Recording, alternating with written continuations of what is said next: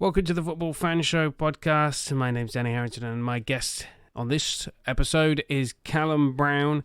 And today we are talking about Chris Wilder and we'll have a look at Joachim Löw. He's leaving the German national team after Euro 2020. We'll look at some of the replacements in line for him. So we'll have a look at the old firm and the proposals to merge the Dutch and Belgian top flight. Let's get started with Chris Wilder and Sheffield United.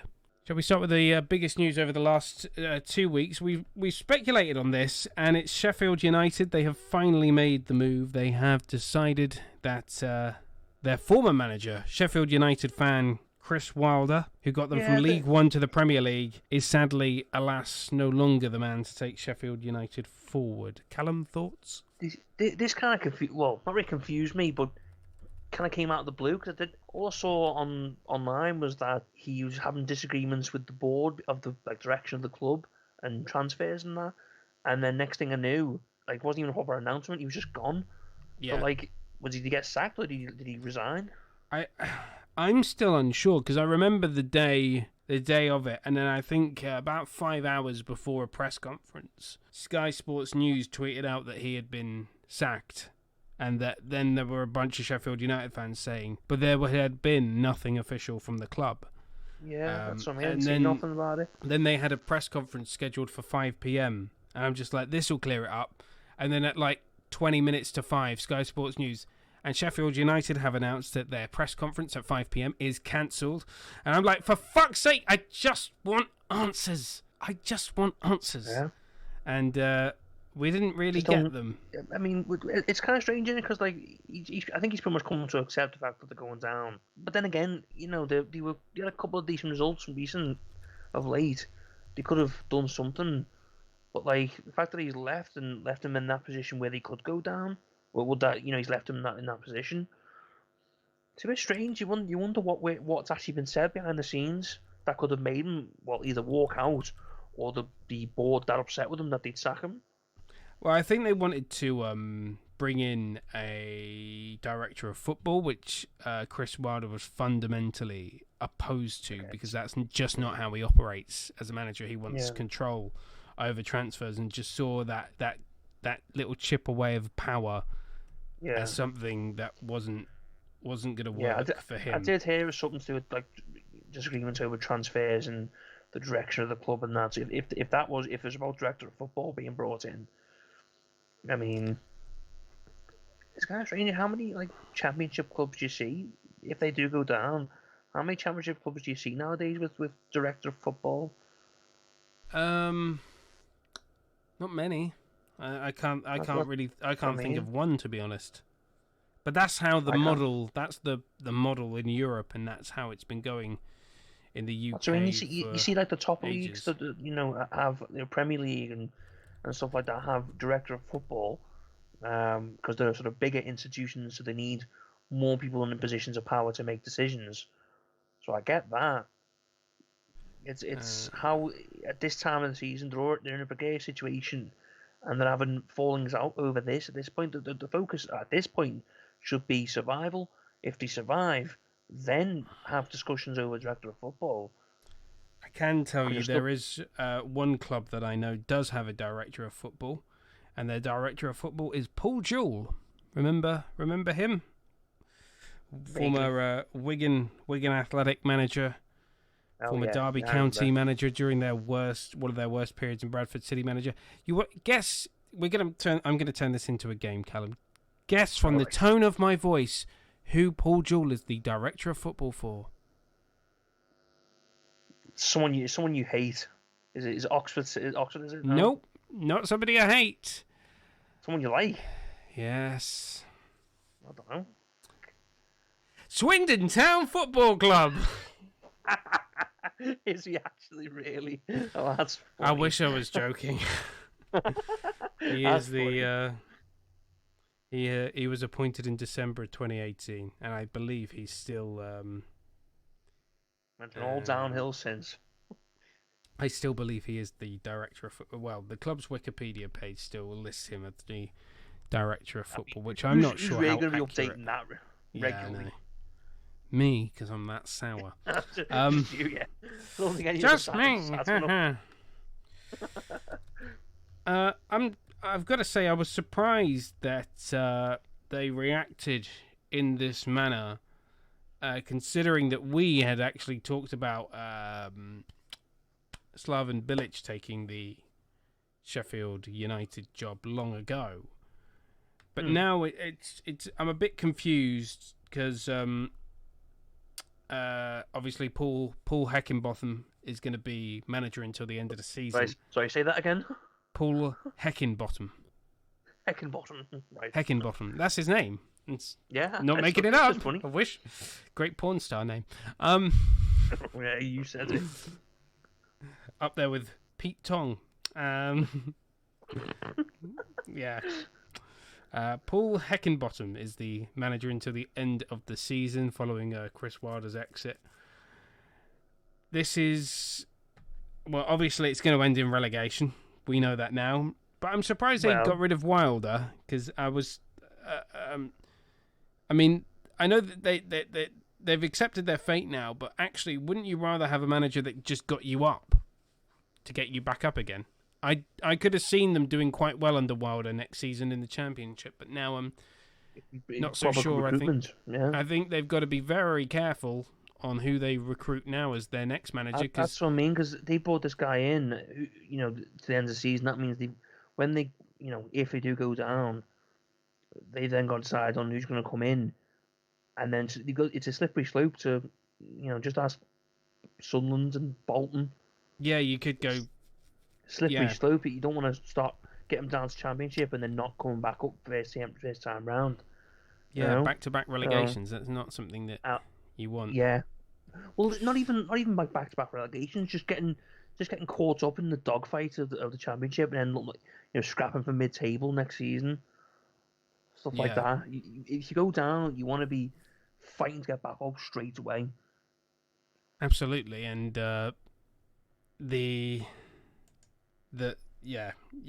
and it's gone wrong for so many clubs. You look at the likes of some of the teams you just mentioned, your Sunderland, your Portsmouths, Bolton,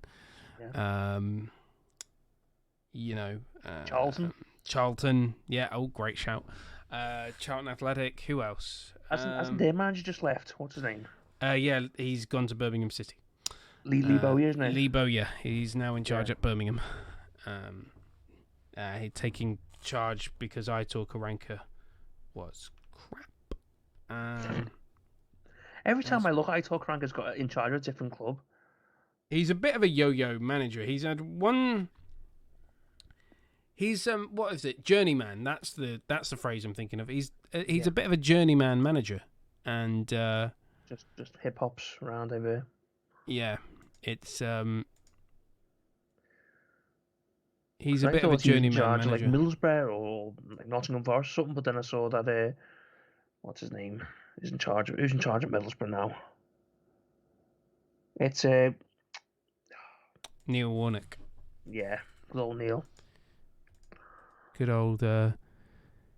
old Neil Warnock. And that, it's still a strange time for Chris Wilder to go. Like if he's chosen to go, then okay. But if the board have said no, we want you out. I think it's a bit of both. Time. Well, maybe they always say in it, decide to leave the club by mutual agreement. So it's not the clubs don't point the finger at Chris Wilder and said, oh, the board wants him to stay and he just wants out. Or on the flip side, it's not just the club who's basically forced him out the door. It's probably right that it's a bit of both. But then it's still a strange time to do it, though. Yeah. Just wait till the end of the season and then just shake hands and walk. I mean, if you're going to wait until the end of the season, you might as well give him a shot next season. I think that was their logic. There you go. That must mean the board must already have someone in mind to I mean, you've got this guy in, was it Higginbottom, to be caretaker, and they must already have someone in mind for next season. But then if they stay up, who's he bring in? Well, that's not going to happen. They're not staying up. They're going down to the Championship. I can't remember the points, but I don't know how close it is. I mean, the fact that they got rid... I think with Wilder, they may have had a chance. And I know this sounds like I'm backtracking on everything I've previously said about Chris Wilder. But I think with Wilder, they had a bit of a chance. He was starting to turn a corner. I don't think they've got good enough players, to be honest. But then when I think about them in the Championship, and I think some of those players are actually better in the Championship. Yeah, Brewster. Brewster was a great player for... Rhian Brewster was very good at Swansea. Rhian Brewster, that's what I mean. He's very good at Swansea. So he's maybe suited to the Championship, maybe. Give him a chance there, because they clearly haven't given him a chance now in the Premier League. The three names that I've seen linked with the Sheffield United job going in for next season. These are for the fans. These are who the Sheffield United fans want to be the next manager. Want to bring in, right. Eddie Howe is number one, obviously. Number two is Frank Lampard. And number three is Slaven Bilic, who was our choice to take over Sheffield United when he left. That's a pretty good choice. I'd take Eddie Howe.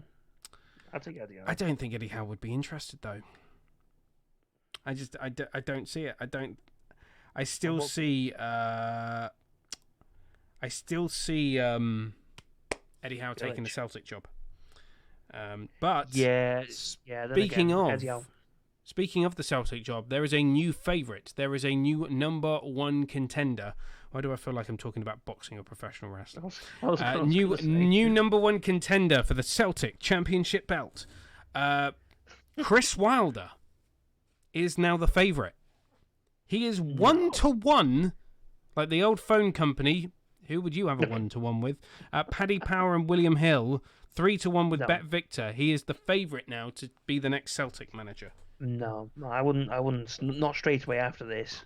I mean, I know the Scottish, you're going from relegation from Sheffield United to Celtic. I know Celtic haven't been great this season, but no, if I was Chris Wilder, and let's remember, I have no experience of football or anything like that. I am merely a fan. If I was Chris Wilder, I would think he should take some time out, recharge himself a bit. Because when he brought him up last season, Sheffield United, he done really, really well. And this season, he's just been found out a bit. He just looked a bit tired, a bit exhausted. I think he, for himself, take a little bit of time out to recharge his batteries, and then pick somewhere. I don't think he'd be suited to the Celtic job, because I don't Celtic either. Are meant to dominate in their own league. Remember? Sorry, go on. I'll let you finish your point before I make mine. I was just going to say, I don't think his style of football, like if he tried to copy what Sheffield United done, 5 at the back, it just doesn't fit what Celtic do. Celtic are meant to be one of the attacking teams. They're meant to dominate most opponents in Scottish, they're in Europe, aren't they? Imagine Chris Wilder's in Champions League or Europa League. Well, let's face it, it's Celtic Europa League. Yeah, but they'll inevitably get knocked out of group stage of Champions League and. Well, it's mostly qualifying now, isn't it? Yeah, I think just I don't know why, but Eddie Howe would be most for the Celtic job. I think just the way he plays, young. Same with Rodgers, young British manager who plays an exciting style of football. Yeah. By the way, his odds. Eddie Howe's has gone down. He's now 25-1 with Bet Victor, 12-1 with Paddy Power, 16-1 with William Hill. The favourite now is Chris Wilder, John Kennedy, the current interim boss. He's the second favourite. Third favourite, by the way, and has voiced his dropping a huge hint that he wants to manage his old club. Roy Keane. No. Keane. Roy don't play for Blackburn Rovers. Keane. Roy of the Rovers. That's what came into my head, but he's never played for a team called Rovers. Roy of Nottingham Forest, Manchester United, and of course Celtic. Doesn't like our good friend Mick McCarthy. I wonder why. Something to do with a World Cup in 2002 in Korea and Japan. Don't know what happened there. But he's now the third favourite, 5-1 with Bet Victor, 10-3 with Paddy Power, and 9-2 with. Bloody hell! He'd walk William in Hill. and he'd walk out and someone would have like a busted lip or something, or a broken nose. Like you can just imagine him walking in, just punching all of them. It is it's quite hilarious. Going back to the point that I was going to say about Chris Wilder. Remember when Tony Mowbray was Celtic manager? That's how I feel. That's how I feel. How successful Chris Wilder would be if he were Celtic manager. It would be to a Tony Mowbray degree. But Tony Mowbray was not a successful Celtic manager, and I don't think Chris Wilder would be, despite being the favourite for the job and despite being a decent manager. But Roy Keane's now the third favourite. Carlos Queiroz, the former Portugal boss and Manchester United assistant manager, and actually, sorry, not the Portugal boss, he was Iran's boss. He was the Iranian national team manager, and he was previously the Colombia boss and left in December. He's at 11-2 for that job. I think it's silly season, and we'll be back next week with more Celtic watch. But where do you see Chris Wilder ending? And it's clearly going to be another championship job. That's for sure. But I mean, if he really wanted to stick it to Sheffield United, and he'll never do this because he's a Sheffield United fan, is go across the city and go manage Wednesday. They're in a bit of a crisis at the moment. Yeah, no. I mean, I don't know. I don't know that much about current and potential championship clubs for next season. I mean, he could probably take his pick. Any club in the championship now who are looking to get up the following season, they'd be looking for him, wouldn't they? Because he's got proven records of getting up. I've got it. I know who he's going to manage next season. I know. I know who he's going to manage next season. Chris Wilder will replace Sam Allardyce at West Bromwich Albion because West Brom are going down. So who you got going down with Sheffield United and West Brom? Sheffield United, West Brom, Fulham, all of them going down. You reckon Fulham are not gonna? No, I reckon Newcastle and Brighton are just a little bit better. Just a little bit better. Were they our predictions from the start of the season? I don't think they were, really. No, my prediction was. My predictions were so wrong. I went West Brom, Fulham, and either West Ham or Villa. And I think I chose. I think I chose West Ham in the end because I said a claret and blue team is definitely going down. Did I pick Villa? Yeah, I think you did. I know I picked West Ham, and they're currently fighting for Champions League football. Holy shit! Fifth. They're currently fifth with a game in hand. So. No, that's funny. God. How the bloody hell are they 2 points above the defending champions Liverpool? How? I don't understand that. But yeah, I just see because Sam Allardyce is not going to stay at West Brom if they get relegated. He'll quit before they get relegated because he'll be able to say. Literally, as soon as you'll just imagine Big Sam's face when he suddenly realises in a computer's brain that there's no way he can save them. It'll be like a computer's like shutting down, just like its connection cut. You just have a bit of a brain freeze, look a bit stumped, then start like panicking and run away because like it avoids his purpose when he can't stop a club from getting relegated. He doesn't know what to do. Like, he can't compute properly. Yeah, so I know what you mean. His brain kind of fries. So you know what he'll do? He'll leave work, run to the nearest chippy, and order himself a fat scran. Bacon bap. Just a massive bacon bap on, just a massive sausage dinner with just to cheer himself up, sit and go for a pint. Go for a pint. Yeah, that's what he'll do. And where what did he do to get sacked from England? Do transfer secrets in a pub or something like that? I would talk about agents' fees and. I don't think it was transfer secrets. It was something to do with wasn't it betting something like? Oh, maybe. Bets? Maybe. I might be wrong.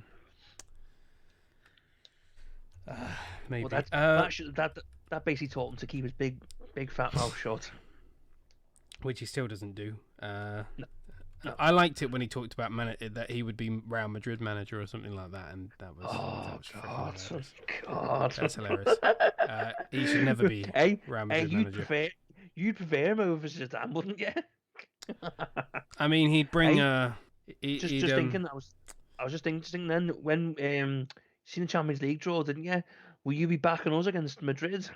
We'll get to that a little bit later on. We'll get to that a little bit later on. Stop teasing me. I'm ready. I'm ready for it, man. One other thing that we need to cover is Joachim Low is done with the German national football team. Now, Not yet. I am surprised at this. Not yet. Yeah, you are right to point out. Not yet. At the end of Euro 2020. Yeah. I love. Oh, they've got to do this. They've got to make him the manager, the next manager, the German under-21 boss. They have to make him the manager. Why? Because Kuntz has got the job. Stefan Kuntz is the German under-21 boss. So the Germans having Kuntz as the as the boss. Any joke you want to make, Stefan Kuntz. I'm saying it that way instead of the way I want to say it because Amazon will destroy me on Twitch. Stefan Kuntz, the German under-21 manager, genuinely, by the way, is the favourite for the German national team job at 5-1 with Bet Victor, 6-5 Paddy Power, 3-1 William Hill. Now, considering Joachim Löw was part of the previous manager's team, the Tottenham legend Klinsmann, Jurgen Klinsmann's team from 2006, and then they promoted from within. Joachim Löw's managerial record before taking the German job is pretty atrocious. Yeah. He's not a good club manager, to the point where he never managed in the Bundesliga. The clubs he did manage in the second and third division never did that well. But he's a World Cup winning manager. That's the difference between international managers and club managers. I think they're exclusive. You can't switch from one to the other. I don't think any like Joachim Low or Love, how do you ever pronounce it? He wouldn't do well at club level. Then again, like club managers going over to international duty, I don't think it works out. So. Yeah, I think it said he's leaving. It's a year before his contract ends or something. Yeah, he's not even going to see out this contract. He's just going to leave. He wants to leave after Euro 2020. Yeah, they did ask about my manager. Yes. They did ask him, and he was just like, nah, just nah. I could see him managing the German national team at but he's got but he said he's already said he's got a contract with us till 2024, and he's not leaving anytime before that. I'm hoping he stays longer than that. But Jurgen's, by the way, he is the fourth favourite at the moment, 8-1 with Bet Victor, 10-1 Paddy Power, 10-1 also with William Hill. I don't see that happening. I see them making, and I'm not just saying his name because it's funny. If you don't get why it's funny, then you don't know swear words. Stefan Kuntz is going. If you don't know why that's funny, you shouldn't be watching this kind of adult content. You're not old enough to watch to listen to this. Stefan Kuntz is the favourite, and he'll probably get promoted. You'll be happy with this. I did see online that what's his name? Joachim Low or something. He's learning Spanish apparently because he wants to manage Real Madrid. I don't know how true it is. I just saw it online. The German reporter. I could believe that. I could believe he would also last 5 minutes.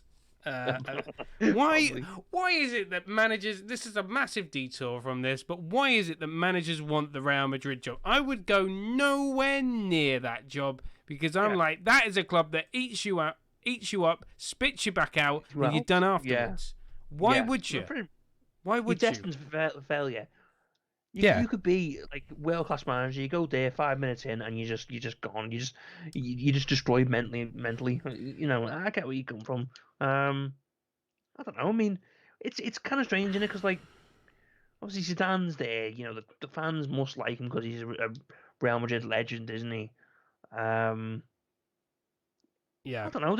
There's just a habit lately of former players from clubs becoming their managers. So obviously Zidane at Real, Koeman at Barcelona, Pirlo at Juventus. It's not working out for them, by the way. No. Who else? Also done a job on them. Solskjaer at United, Arteta at Arsenal, was Lampard at Chelsea, no longer. Yeah. Eventually, Gerrard at Liverpool, eventually. Eventually, yeah. We'll get on to Rangers in a bit, because Celtic, despite being Catholic and a Hibernian fan, they pissed me off this week. So, by some of their antics, which I would not stand for. Hansi Flick, the current Bayern Munich boss, who was himself a caretaker manager at Bayern, and went on a massive undefeated streak, and it ended up getting the job and winning the Champions League. Bloody good coach. 5-1 with Bet Victor 9-4. Didn't he win? I know. It was insane, considering he was caretaker and now he's just. And Bayern are probably still going to retain the Champions League. Very favourites. Ralf Rangnick, the former Leipzig boss, who left in 2019, he's the third favourite, 4-1, with Paddy Power, Bet Victor as well, and then 5-1 with William Hill. For some reason, Arsene Wenger is also 12-1, even though he's French. Just thought I'd throw that out there because it's a freaking weird. That's a weird shout. Weird shout. And we'll end this look at managers and tell you about the favourite with the sack race to be the next manager to leave the Premier League at 1-1, like the old phone company. He'll be having a 1-1 with universal credit very soon, although he doesn't qualify because he's a foreign citizen. Jose Mourinho at 1-1 to be the next manager to leave the Premier League. It's not necessarily sacked, leave. So he could resign, he could be sacked. But considering their complete collapse midweek, it was a job done, wasn't it, Joe Hart? Did you see that? I did. That was so bad. Oh my God. I saw that. I thought that can't be legitimate. It was. Well done, Head and Shoulders. He needs to get back on the Head and Shoulders. He's got dandruff in his eyes again. I memean, he actually bought brilliant. Brilliant. Oh, what a freaking idiot. Lovely. Lovely stuff.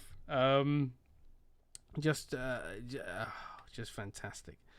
Fantastic. Right, Champions League then. Let's have a look. Let's have a chat about the Champions League and the results and we'll look ahead to the fixtures. We're not covering the Europa League because no one cares. Just gonna put it out there. Wait till the Europa Conference starts and I start making Vanarama National League Conference jokes from next year. You already do that anyway. I do, yeah, exactly. So it's just going to be a continuation. So after the results from midweek in the Champions League at the last legs of the round of 16, we had Juventus 3, Porto 2. It wasn't enough. Juventus are out. Dortmund and Sevilla drew 2-2. PSG Barcelona 1-0. Barca are out. Liverpool beating Leipzig 2-0. Going through. Real Madrid winning 3-1 against Atalanta. City beating Mönchengladbach 2-0. Bayern beating Lazio 2-1, and then Chelsea beating Atleti 2-0. So let's have a look at the draw, and I'm going to save the best till last. So we're going to, which I think, Callum, you know which one that is. So Chelsea, Porto, Chelsea we start with. First leg is Porto, Chelsea, and then the second leg is at Stamford Bridge. Porto did very well to beat Juventus. They are, I think, my dark horses for the whole tournament. Mm. If there was to be an upset winner, they would be them. I mean, no, I get where they come from. Like, well, it's a bit strange with Porto because everyone was thinking, everyone was hoping for Porto, like it'd be easy, and I'm thinking, well, they did knock out Juventus for a reason. You know, they were good enough to beat them over 2 legs. But then we've played Porto quite a few times in the last couple of years, and they've always seemed to be pretty easy. I don't know, obviously they do turn things around now. I mean, Porto probably do have a chance, but once they beat Chelsea, they've then got to. Well, if they beat Chelsea, they've then got to beat the winner of us. Well, you know, us our time. Which we'll get on to in a moment. And then they'll most likely have either one of the favourites, Bayern or Man City in the final. Mm. So I see where you come from with the dark horse. they've got a while to to. They're the Bit of a least journey to likely get. team to win it, but they have got some good players. They do. You have very good players. We'll see what happens with Chelsea first. Yeah. Chelsea still. Are they still unbeaten under Ralph Hasenhüttl? They're still undefeated. Thomas Tuchel. Sorry, why did I say Ralph?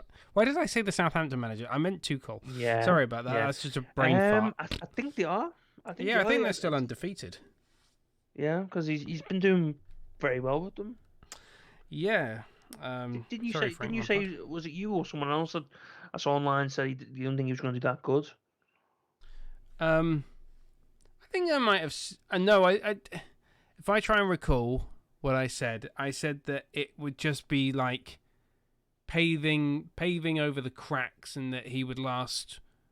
Oh, I remember what I said now, because he had disputes at both Dortmund and PSG over transfers, that he would inevitably have those same disputes at Chelsea and then annoy the players like he did at PSG and Dortmund, allegedly. And that I could see it just ending after about a year and a half. But no, it's done pretty well. He's doing well so far, so see how it goes with that. Yeah. If he can get some, if two can get them to a final or Champions League final, maybe. Yeah, Champions League final, and get top four Premier League. That's from where they were at when Lampard was sacked.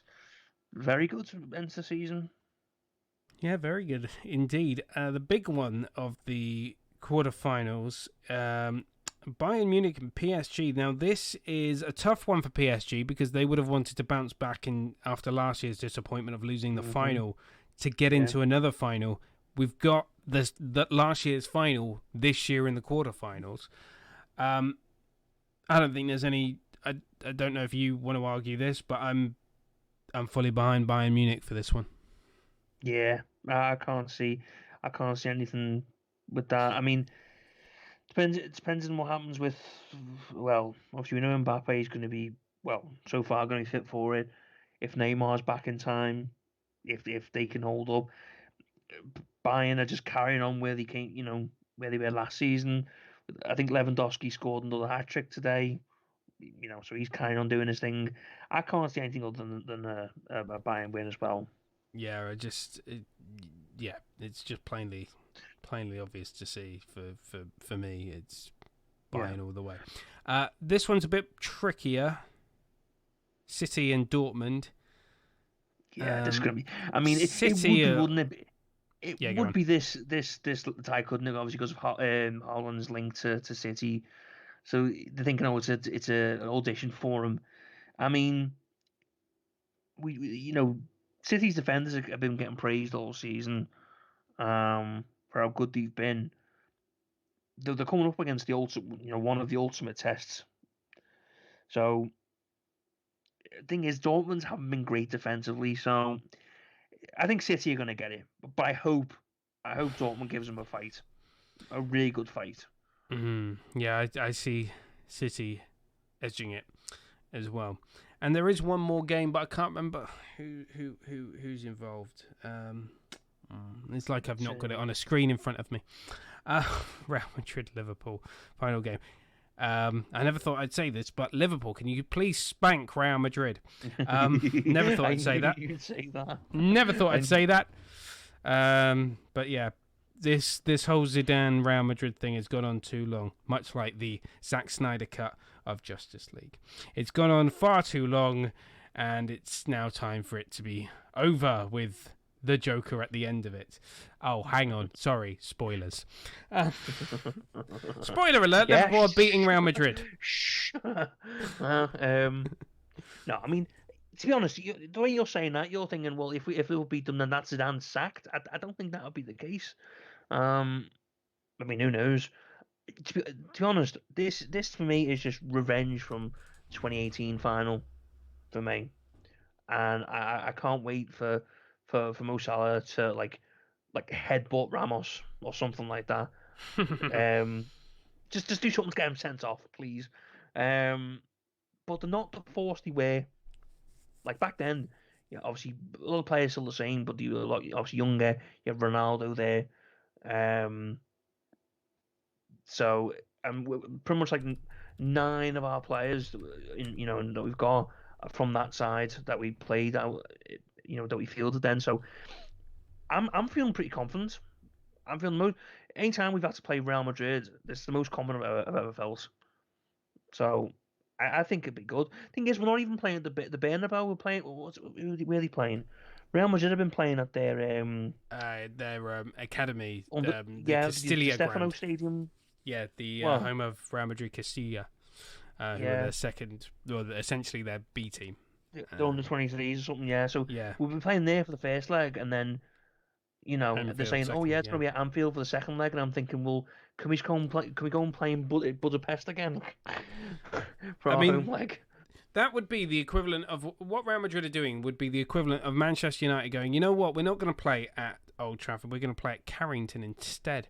That is essentially what they're doing. Or a better example would be Manchester City going, you know what? We're not going to play at the Etihad Stadium. We're going to play at the Etihad Campus Stadium, which holds about 3,000 people.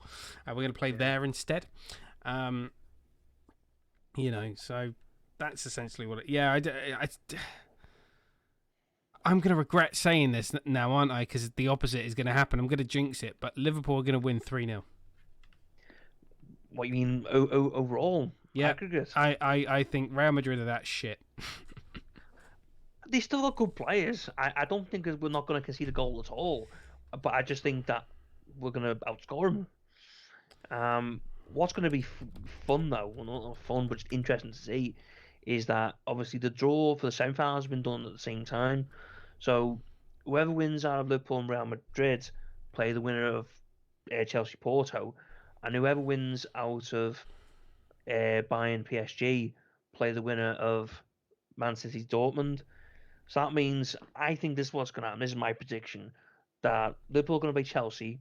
And remember this is a copy of the 2005 Champions League win. Chelsea semi-final, final in the Aztec Stadium in Istanbul, right in the stars, for number 7. But yeah, so I think it's going to be Liverpool Chelsea semi-final, Man City Bayern. That's going to be, and then hopefully Liverpool Bayern final. I don't want to play Man City in the final because I can't stand Man City. But if you play them and beat them, then you'll win. Yeah, it'd be satisfying. But the thing is, Bayern right now are the best team in the world. Right now, they're the best team in the world. Yeah, they are, and they have been. They have been since they won since last season when they won the treble and they won the Champions League and that. So I want to see us go up against the best. I wish it would only make it sweeter if we actually had players our best 11 out. Yeah. But that's my prediction. What I think it's going to be. Because I think I'm hoping. Well, I'm quietly confident that we can win it all. I wouldn't bet money on it because who knows what could happen. But I reckon if we get players back, we pick up a bit of league form. I reckon we could. To be honest, it's our best bet of getting back in the Champions League for next season.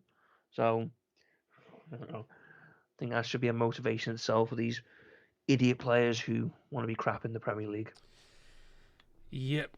Right, those are your Champions League predictions. We'll see how we get on with those.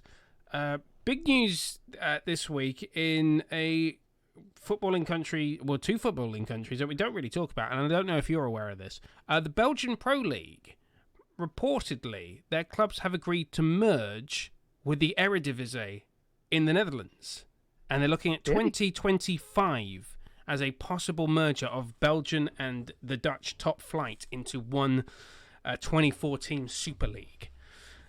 All right. So it would see clubs like Anderlecht to potentially an 18 league top flight. So an 18 team top flight. Anderlecht and Genk and all them playing against PSV and Ajax. PSV, Ajax, Feyenoord, all them. I mean, I think it makes sense. Why? because you're playing to a bigger pool of fans, so you've got a wider audience for the league, so it will generate more income because you've got Belgian and Dutch people paying. Okay. You're going to get potentially separate broadcasters for both countries paying more money. And I think with the bigger clubs, you're going to have, okay, let's face it, there's only one competitive team in Belgium, it's Anderlecht, but at least they'll be able to be competitive against the likes of, okay, I know they're not. I know Anderlecht aren't actually that competitive this season because they've been an absolute dumpster fire recently. Thanks, Vincent Kompany. They keep good company. But I could see Ajax, Feyenoord, PSV, the usual lot in the Eredivisie and Anderlecht. Because I think they're all similar size. They would still clubs. be the top because the thing is, them teams, the Ajax, PSV, Feyenoord, all them, they're obviously top of their own leagues. They would even if they combined, they would still be the top clubs. They'd be fighting out between themselves for the title of that Super League. So, for the reasons you gave, it does make sense. But I still think it's going to be only really competitive for those top couple of clubs from the Dutch leagues. Because as you said, Anderlecht are the only decent.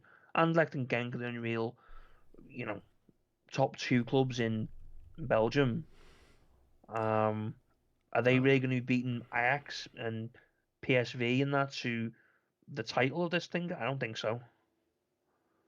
So I'm just looking at the rights for Belgium and Dutch football within their own country. So Fox Sports owns a 12-year deal with the Eredivisie worth 80 million euros a year.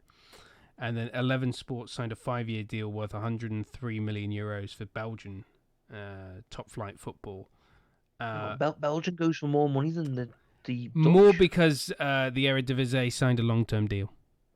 Oh, right. They signed a long-term deal, so it's a 12-year deal. Less. So they got less money, but a more stable broadcaster, whereas 11 Sports 5 years was negotiated pretty recently, and plus 11 Sports, who had certain rights in the UK to football, in particularly La Liga, did not find the customer base to support the application for their app, and nobody really watched it. So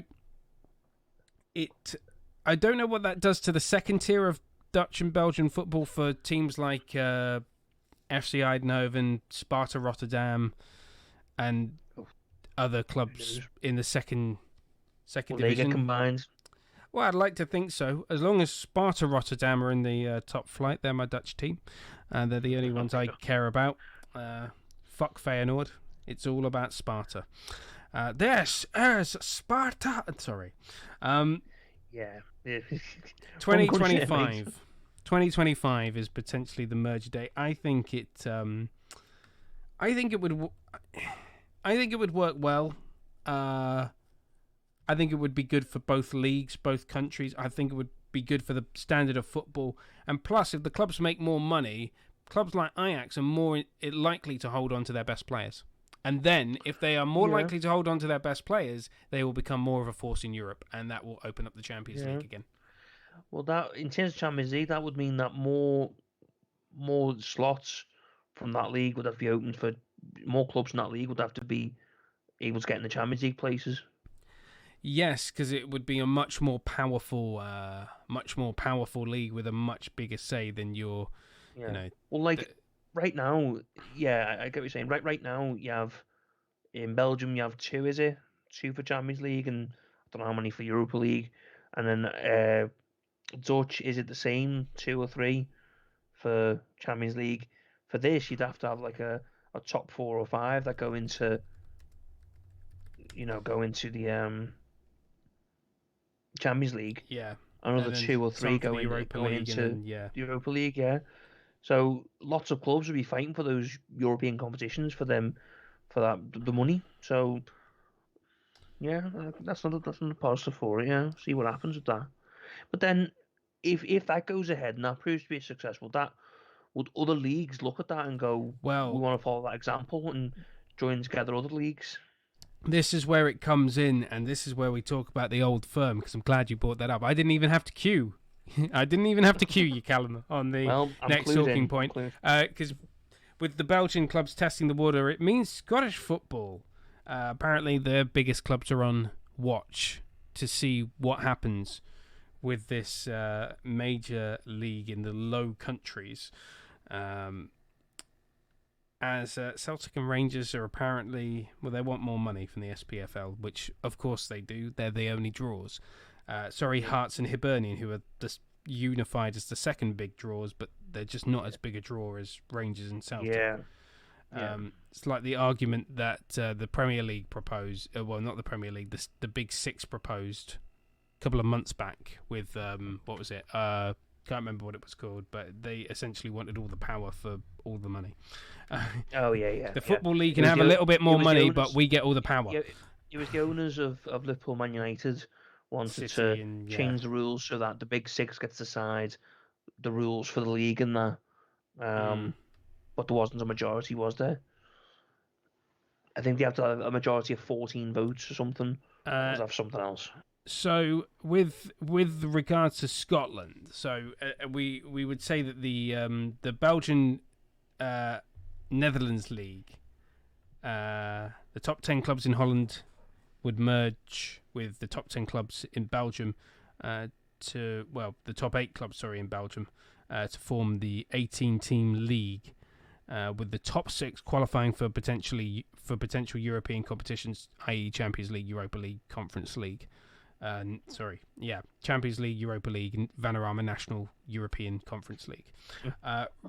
Remaining clubs continue to play in the Dutch and Belgian top flights in a restructured lower league system, with winners of domestic cup competitions promoted to the Belgian league, the Belgian Netherlands Super League. Maybe. I was just going to say, maybe if they're going to have the top 10 teams in the Eredivisie join together with the top 8 of the Belgian, then the lower... I don't know how many teams in the Eredivisie altogether, but maybe the lower teams that aren't included join together with the second Dutch league, maybe. Eredivisie, which essentially stands for first division. Second or first division or something, yeah. Because the Eredivisie stands for Premier Division or... Honour Division or Premier Division, according to Wikipedia. I prefer the name Honour Division. Honour Division. Honour Division. Honour. So it's led to speculation. Now, this is wild speculation at best, I'm going to say, that there could be a 20-team Atlantic League. Atlantic League? Atlantic League. I kid you not, Callum. This article from the Daily Record says the Atlantic League could see Rangers, Celtic, Hearts, Hibs, and Aberdeen. Where's Dundee United? They're historically... You may as well include all of them, don't you? I mean, you might as well include Dundee United because they are historically one of the good teams in Scotland. Top 5, yeah. Yeah, they're one of the top 6. I understand Aberdeen are historically significant within Scotland, having been one of the only teams to really challenge Glasgow and Edinburgh.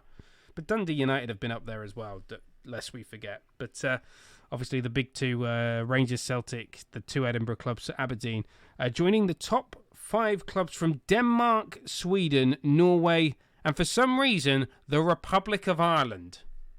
Oh, Jesus Christ. Why the fuck would you have the Irish teams in there? They're shit. You're playing Limerick and Cork City and all that. UCD Dublin, University College Dublin Football Club. You know, you might as well, if you're going to do that, you might as well throw Linfield in there from Northern Ireland and Glentoran, and clubs like that. So you might as well throw in those guys. But I don't see that. This is definitely not panning out. But I would love to. You know, you would have essentially like FC Copenhagen versus Vålerenga, with Rosenborg versus Celtic with Rangers versus... That sounds like... You know what that sounds like? Rosenborg versus Celtic. Sounds like... Europa League qualifier. No. It sounds like 2001 Champions League. It does, yeah. 2001 Champions League. Celtic versus Rosenborg. Larson, yeah. Yeah, and then you would have, Malmo versus Hearts or something like that. That would not happen. Apparently, UEFA, in principle, has nothing against regionalised leagues. So, yeah, Well, but of course they wouldn't. hang on, they have no problem with regionalised leagues, but that European Super League is a bad idea. I was going to say, yeah.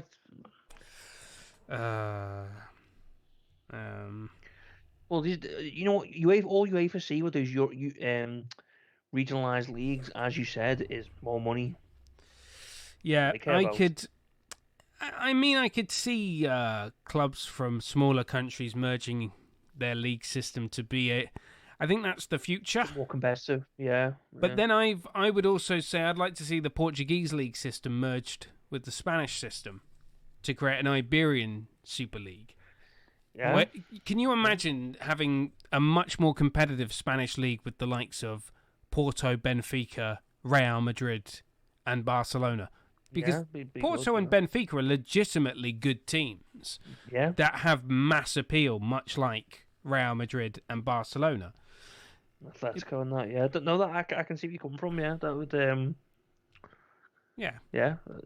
Then you'd have, you'd have Atletico as. But then what other ones, like if you're talking about sort of geography and how close you are and how the ease of that, then you're going to be talking. Well, what about combining the the Swiss and Austrian, the German and the Swiss and Austrian together. The Swiss and Austrian league makes more sense. Or like the Greek and Romanian with the Turkish and stuff like that. Yeah, once it's like a can of Pringles. Once you pop, you can't stop, can you? It's yeah. It's the end of the spot. I would say that it would more affect smaller countries. So it would be the likes of. Should it only be small leagues combined, or should probably. It be, as you said, it would only be the combined likes with bigger ones? It would only be the likes of Switzerland and Austria, and maybe Poland and Ukraine, maybe even the Czech Republic and Slovakia. Heck, go the whole hog. Recreate the Yugoslav League for Serbia, Bosnia, Croatia, Slovenia, Montenegro, and Kosovo. Although Kosovo might say, we don't really want to play Serbian teams. They might go, well, we'd rather play Macedonia and Albania. Let them. But let them, let the Kosovan clubs play in the Albanian league. Let them merge with the... you can have a Mediterranean league if you wanted. You can have a Greece, Turkey, Cyprus, Italy... that's not going to happen, but... Maybe Italy, no. Gibraltar. But I get where you Gibraltar, yeah. I get where you come from with them, yeah. So for maybe the small leagues to just bring a bit extra influx of money in to sort of build them up a bit more, because as you said, the dominance of the top 5 leagues is just getting higher and bigger. I think the gap between the two of them is it's the gap between the top. Between the haves and the have-nots, it's just growing and growing and growing and growing, and there's got to be a way to combat it. And for the low countries, Netherlands and Belgium, to think about this, I'm still surprised there isn't already a Scandinavian top flight. Yeah, Norway, Denmark, Sweden, and Finland. Potentially Finland, although they don't see themselves as Scandinavian. Maybe Iceland as well as the Faroe Islands. Yeah. Iceland, could even include Latvia, Lithuania, Estonia. You can have a Baltic Super League. Estonia, Latvia, Lithuania merging all into one. Maybe even Belarus. Because... Maybe even throw in Belarus and Ukraine into that. Well, but then you could also say, well, why not join them to the Russian league? Maybe.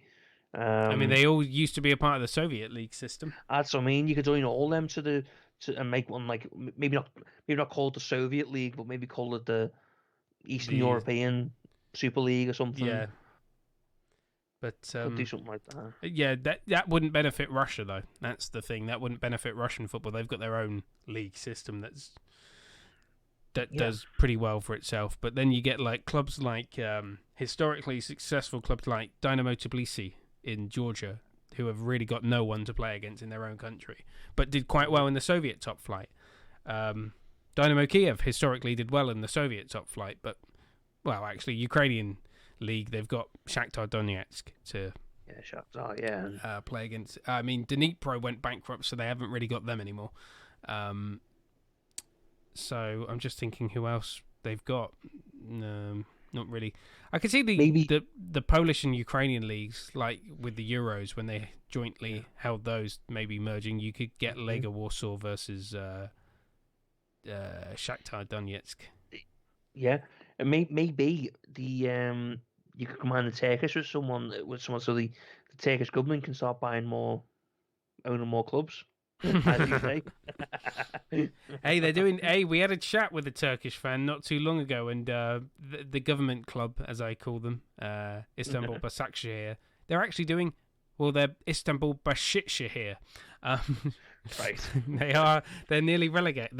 They're in a relegation dogfight. A year after winning the league title, they are in a relegation battle. I mean, that doesn't happen by chance. That. No, that is when the owner goes, you know what? I think I've put enough money into this. Yeah. Sod it. I'm just going to back out now, yeah. Sod it. I'm just going to back out now. But I don't see why a British Isles League wouldn't work. I know you can keep England separate from it, but Scotland, Wales, Republic of Ireland, Northern Ireland, all into one division. Yeah, but that really wouldn't help Celtic or Rangers. I was going to say Celtic Rangers are so above all those Welsh and Irish clubs and that. I mean, there's no. I mean, what you could do is maybe join them in like the Premier League or the Championship, and then have the rest of the Scottish clubs, maybe including like Hibs and that, could join them with the Welsh and Irish clubs. Don't worry, I made sure to remember Hibs. You know what?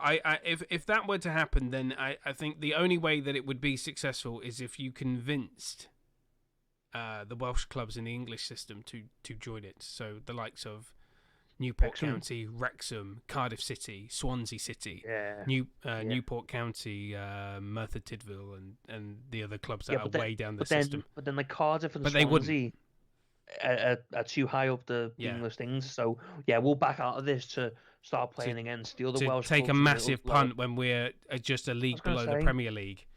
And even Newport County and Wrexham would be like, no, we play in the English league system. We make money in this system. Wrexham just got the new owners, so they want to start. They want to be in the football league. Yeah, that's what I mean. They want to be in the English football league because it's, the best pyramids climb up. I mean, Chester City. Yeah, Chester City. I was going to say Chester City are one of the most successful English teams in the Welsh Cup. Yeah. I was going to say Crewe there for a sec, but that's not right. No, Chester, Hereford have also competed in the Welsh FA Cup.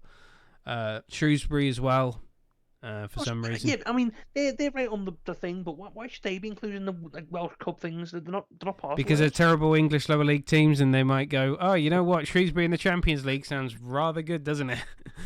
Sod League 1. The Dapperbet Super League, or whatever the bloody hell they want to call it. Whatever sponsorship they get. I just don't see that working out. I would support an All-Ireland Super League.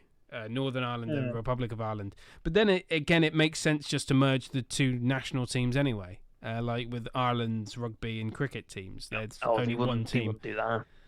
Well, it just makes sense. All it does is make both teams weaker. That's why I would argue that the FAI, which I always call the FIA, which is the automotive governing body, not the FAI, the Football Association of Ireland. I would argue that the FAI and the IFA should merge into one organisation and have one Irish national team. Because then you get both the best Northern Irish players and the best Southern Irish players playing in one team, and you'd have a one wider talent pool. 2, you'd have a nation with much more fans, and 3, you'd get some competitive games for fucking Linfield. Because they're semi-professional. At least the Irish Premier League is full-time. Yeah, to be honest, whenever I look at the international club, or the international teams for Republic of Ireland, Northern Ireland, and even like Scotland, and Wales, you've got some players that play for top end Premier League clubs, and they go away and they're playing with League One level players because there's not so much of, as you said, not much of a talent pool, so you have to pick lower skilled players. You know, and they will always lose their best players as well. So it's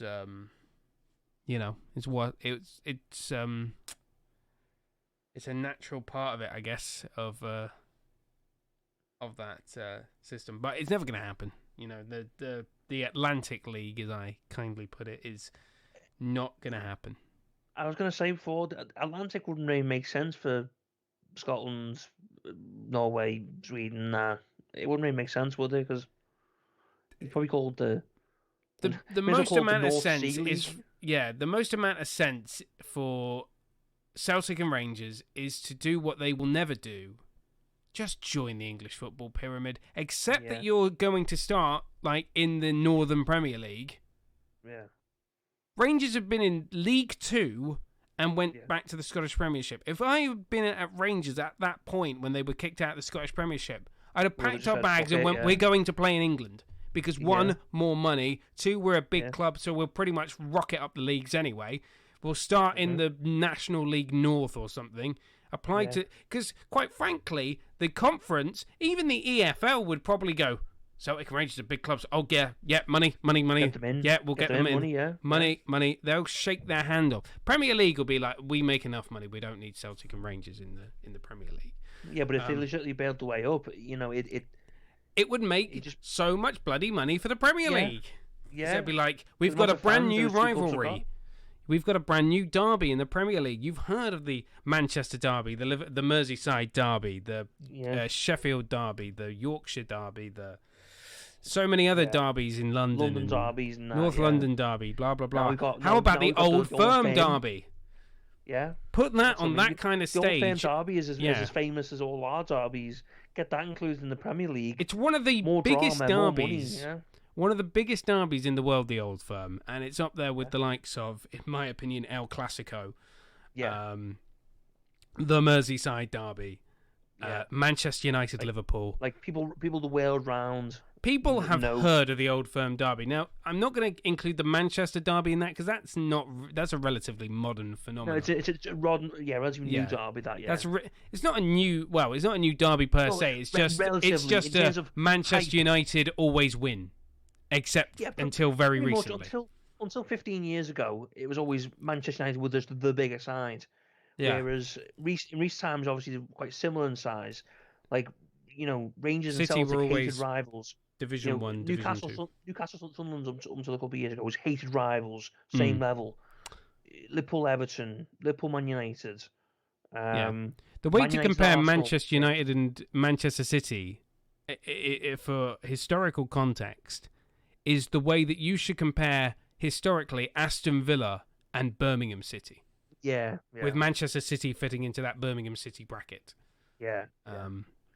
There's been a second goal at Brighton. It's Danny Welbeck on the 51st minute. They are 2-0 up against Newcastle United. A big relegation clash. I forgot to mention that. Big clash at the bottom. Yeah, Newcastle are. Well, Steve Bruce is the second favourite to leave. Newcastle. They're 2 points above Fulham. I mean, that's you saying before about you thinking Fulham go down. If Fulham keep playing the way they're playing and Newcastle don't book their ideas up, I can see Newcastle going into that 18th spot. And you know who would be perfect to get Newcastle back out of the Championship? Chris Wilder. No, actually, I was going to say Scott Parker. No. Well, I mean, it's up to them. I just think, Rafa he's the kind. He fits for certain clubs. Rafa, it's like he fit for us. He fit for Newcastle. He wouldn't go back though. He wouldn't go back. I think what should happen is if they actually got the new owner in, who's actually going to put money in, I think Rafa would have been the perfect manager. Yeah, Rafa got them to when he got them back up from the Championship a couple of years ago. He got them with Championship level players to 10th. If he'd actually had investments, he could have done anything. I think. He could have done anything. Is he the only manager that won the Championship and the Champions League? I think he is the only manager to have ever won the Championship and the Yeah. Champions League. Yeah, might be. Yeah, not the old First Division. I mean the Championship, circa more 2004. Hey, the more you know. The more you know. The more you know. Celtic and Rangers meet tomorrow in the Old Firm derby. Rangers have already won the league title. Celtic this week announcing they're not going to give Rangers a guard of honour, and this pissed me off no end, and I am not a Rangers fan, but Celtic should just admit we have been monumentally awful. Shit. Yeah. Just awful. And as punishment, if I was Celtic manager, they should. And I would say to the players, you remember applauding the proddies as they walk past. You remember applauding them on their first title win in 10 years. You remember that. Because next year, if you don't win it, heads are going to roll.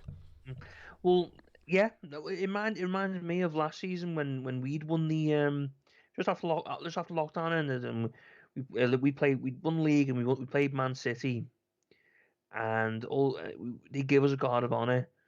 And honestly, I think if you don't clap your opponents, you're you just idiots. You just lack class. That's all. Yeah. And some City players didn't clap us.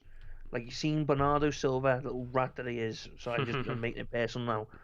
Was just standing there, and that. And I'm thinking, you're the season 4. If the opposite round we clap you, how dare you? It's just like a severe lack of sportsmanship and honor and respect and just anything. It just proves that football, in terms of manners and the way the players are being brought up now, has just gone to the dogs. Like, you see, you watch rugby, and they listen to the referee. Just in terms of sportsmanship, I think if a team wins the title and they win it in a fashion like Rangers have won it this season, you should clap them and use it as a reminder to be better the following season, as you said.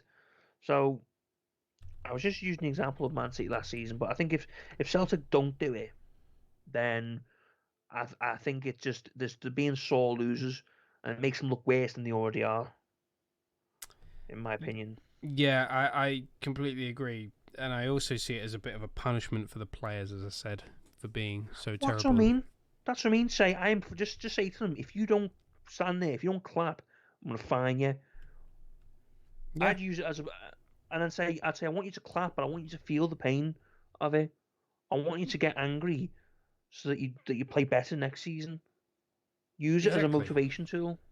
Exactly. You want to motivate your players, and I would totally use that as a motivational tool, just to say you have been terrible this year.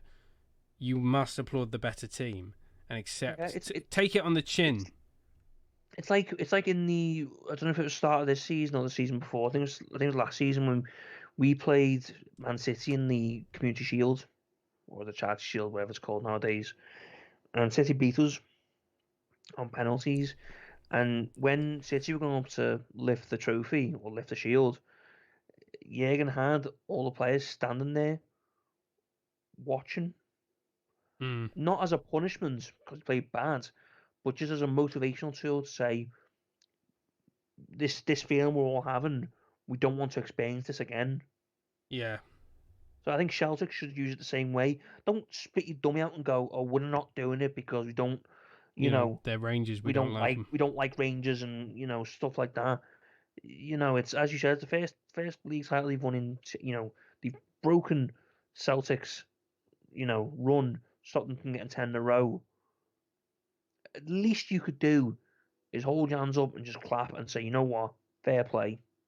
If you don't, if you just spit your dummy out, then you lose respect, in my opinion. Yeah, absolutely. I completely agree, and they've said they're not going to applaud the passing of the torch. Let's just say that to Rangers in the title in the the Scottish title. Well, But wouldn't they call it the passing of the torch? Because passing the torch means that they're expecting Rangers to go on a run of domination like Celtic had. I think it's just a temporary, not even just a passing the torch at all. I think for me it's just just a well done. Yeah, it hurts because you wanted to win 10 in a row, and it was a significant number, and Celtic stopped you.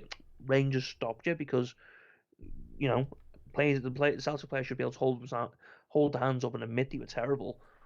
But it's just a mere sign of respect to your fellow football player, regardless of who they play for. If Liverpool, if someone else won the league, Man City can be anyone, won the league. If we played them, I would expect Liverpool players to clap them, no matter who it is. That's just a sign of respect. A thing called manners, a thing called honour, bit of professional integrity. pride in yourself. Treat people how you want to be treated. Yeah, because you'd want opposition players to clap you if you'd won it, so you clap them when they've won it. absolutely. I'm trying. Sorry if I look distracted and not listening. I'm trying to find a video that I saw on my phone from YouTube, and I can't remember which channel it was from, but it was something titled like, "Do Jurgen Klopp's teams burn out?" or something like that. And I'm not going to say who I think it was from, but I remember seeing it, and I think they've got rid of it. Whoever it was. Oh no. No, that's why Jurgen Klopp should get rid of these players. No. It was more of a clickbaity title, and I saw it and just went, oh, I don't think that's accurate. Because they were arguing that Dortmund burnt out, Liverpool are burnt out, and that this clearly is a pattern, clutching at straws. Trying to say it's a pattern that Jurgen Klopp's teams burn out. Oh, in response to that, I would question that, and I would say, well, here's a question for you: if we hadn't had the injuries we'd had, would we have played as bad as we had?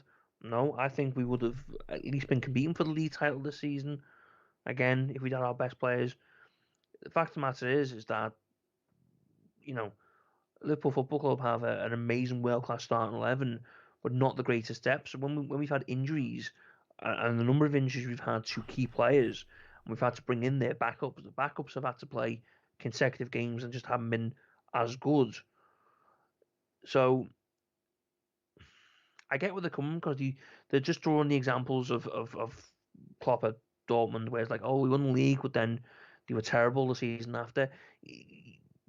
Jurgen's last season with Dortmund, they were terrible first half of the season, and then they fought back second half. If they burnt out, they would have bloody got relegated. They clearly messed up first half of the season, and they fought back to, I think they finished mid-table. But this, I'm not going to say it's all been injuries. I think it's been a combination of injuries, too many players out of form at the same time. Anfield, for some reason, being not a good place for us to play. So I don't think we burnt out. I don't think we have anyway. No, I think it was more clickbait that I saw, but it was. I can't find it anymore. I saw it. I swear to you, I saw it, but I can't find it now. So I think they must have got a bit of flack for it and got rid of it. But, you always see opposition fans saying, "Oh, Liverpool in crisis," and I'm like, well, trust me, the results we were having, I was getting angry. You see me, and I was thinking, Jesus Christ, we're going to finish bottom half, and that. It's funny football, because 1 minute you're like, oh Jesus, you just come off a defeat, and you're like, Jesus Christ, we're terrible, we're gonna get relegated, and then in the space of a week, 2 victories later, and we're thinking, and everything's rosy again. It's how it was recently. We played I think we played the first leg against Leipzig and won 2-0, and then we played and beat Sheffield United, I think, in the Premier League. And the space, and it went from misery to all the way through to hope. Like, Jesus Christ, I'm actually feeling good about Liverpool Football Club again. So it's a bit of just one of those seasons. Like anyone in the world, if you lose a player, and I will use the example of Van Dijk because he's been our most influential player, and his absence only proves how good a player he is. But not only we've had him lose, we've had our other senior centre halves, all our centre halves missing for various, all them, pretty much all our main three centre halves all out for the season since before Christmas. We've had to play our best midfielders at centre half, so we missed out on the midfield. So it's I think anyone people were saying last season about Man City, and they were saying, oh, Laporte's injured, so that's the reason why they've been playing well.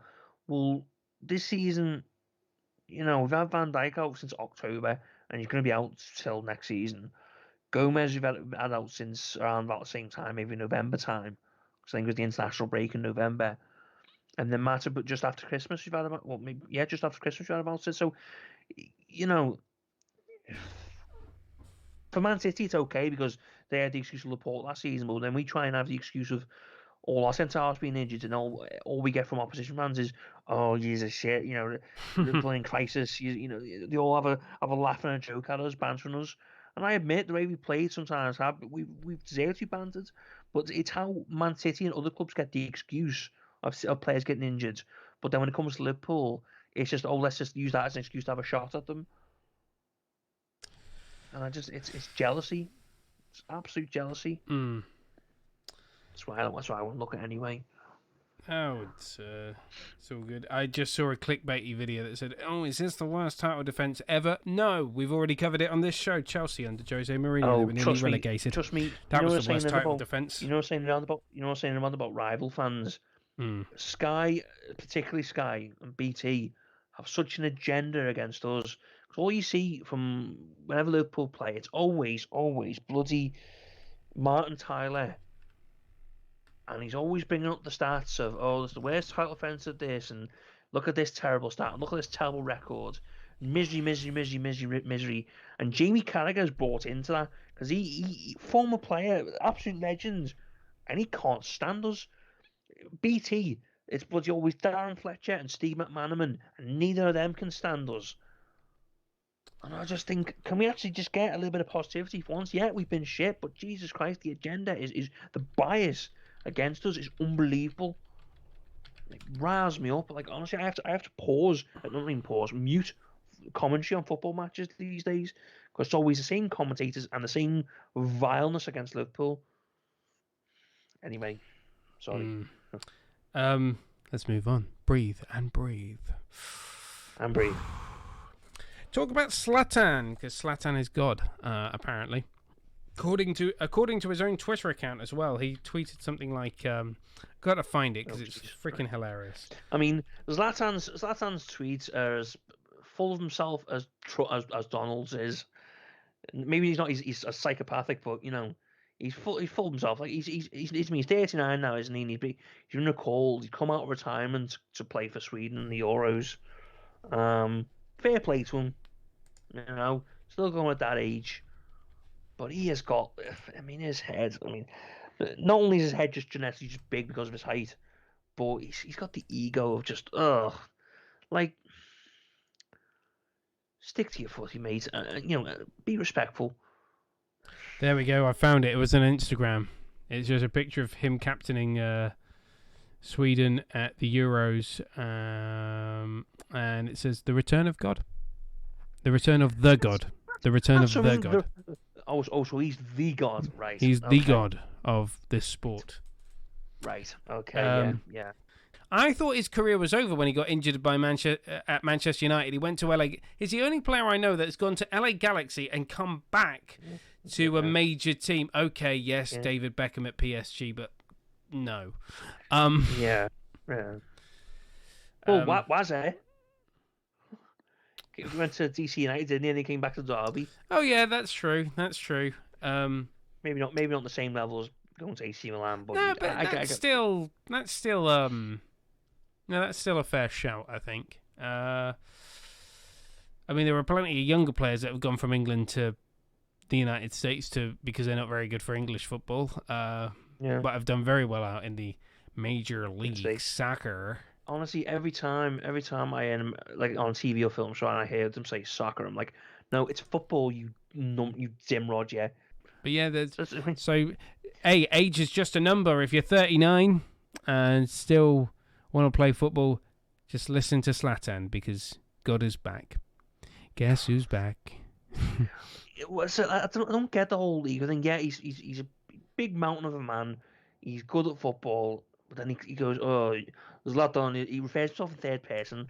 If you do that, you're just a bit of a prat, in my opinion. Like, just get your head out your arse and actually just a little bit of humility. I mean, he's actually like his nationality is Swedish, but he's actually from like Serbia, isn't he, or Yugoslavia or something. So his family probably escaped the genocide in Bosnia and that and stuff. So he knows about struggle and survival and that.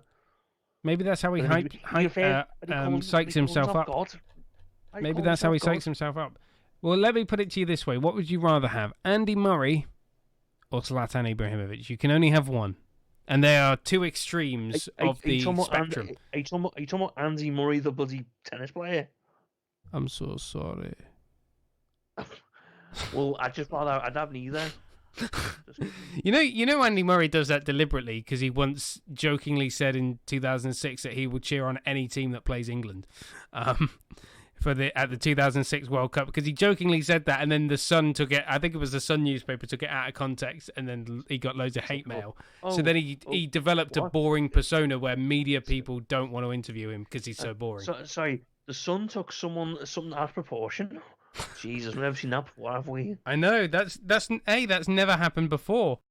Thank you very much for tuning into this week's edition of the podcast. We're not on next week as it's an international break, so we'll see you in a fortnight. And don't forget to check us out live streams in a fortnight from 7 p.m. Saturdays, twitch.tv/The Football Fan Show. You have an excellent week.